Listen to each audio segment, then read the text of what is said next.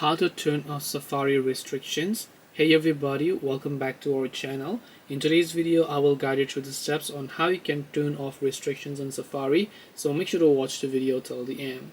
Now maybe you're using a Safari browser, you're not being able to access some type of web page or something like that, and that is the reason why you're having such issues. Now in this case, all you have to do to fix it is you have to open up your settings, and once you open settings, go to the option called screen time. After you go to screen time, go to the option called content and privacy restrictions, and here you should be able to say content restrictions, enter your screen time passcode, and then go to the option called web content, and then just set this to unrestricted, because if you set it to limit adult websites, then there are most likely going to be restrictions. But the best thing I would make you to prefer to do is simply turn off content restrictions itself. That way you will not face any type of limitations on the Safari browser over here. So you can just go ahead and then open Safari as you would normally do. If this doesn't help, you can open settings, go to the option of Safari browser here, and then view all of the other settings that you might want to fill over here as well.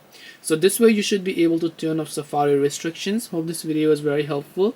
If you have got any more questions, queries, or doubts, feel free to leave them down below. Thank you for watching till the end of this tutorial, and see you soon in the next video.